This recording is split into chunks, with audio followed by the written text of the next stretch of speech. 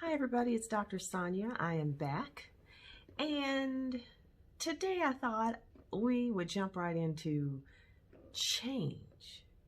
And let's talk about change and what's the catalyst to change. Like that's the meat of it.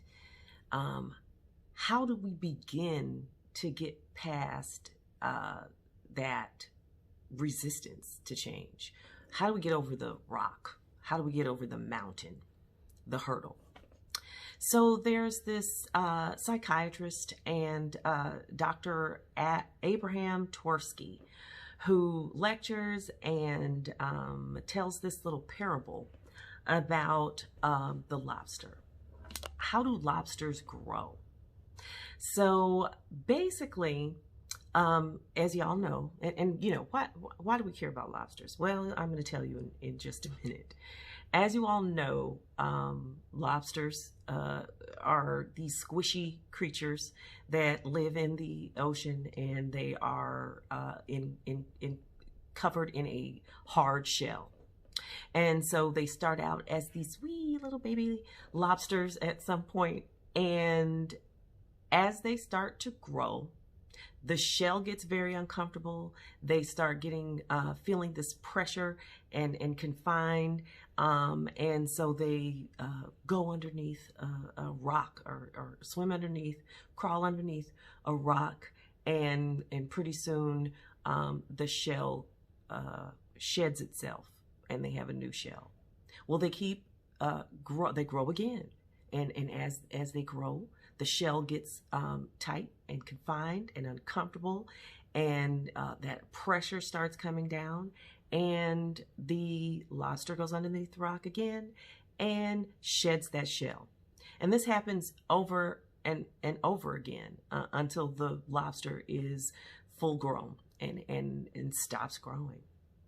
And so, you know, in today's society, the lobster would probably feel uncomfortable and go to a doctor because they feel uncomfortable. Doctor give it some Oxy or some Percocet, and the poor lobster would never grow because he would never feel that discomfort. So the point of the parable is that it is the discomfort, it is the stress of the discomfort that makes us grow. It is in times of stress and in times of discomfort that we that the signals of the universe are telling us it's time to grow, it's time to shift, it's time to change. And that's how lobsters grow, and that's how we grow.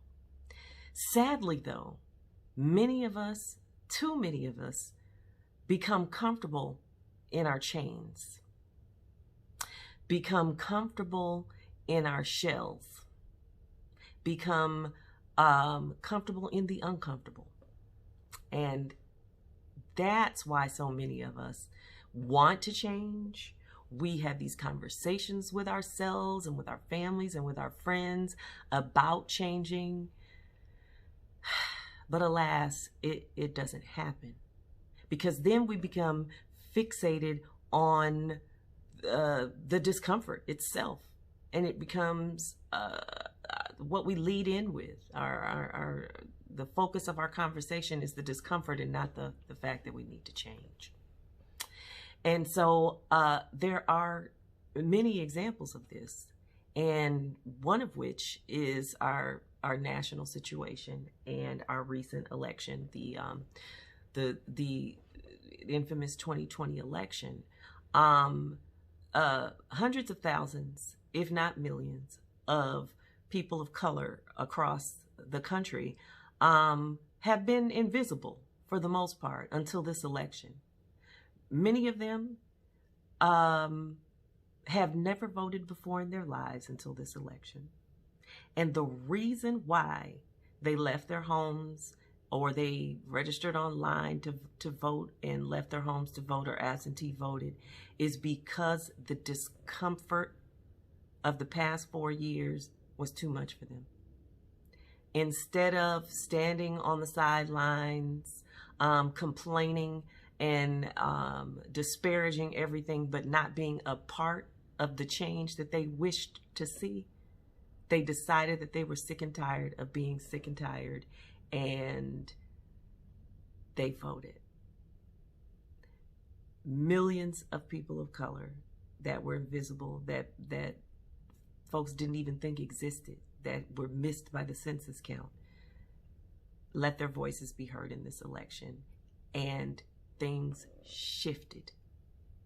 Things changed drastically overnight. And they're going to continue to change. That is just one very recent example of how it takes discomfort, stress, and being sick and tired of the discomfort and the stress for us to decide, yes, it is a decision, that we want to do something about it. If you're in that position right now and there's something that you want to change about your life, it boils down to some behaviors that you need to change that are holding you back. Subscribe to this channel.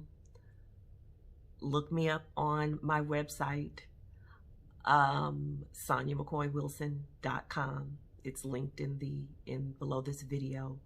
And book now, and we can coach you through that change.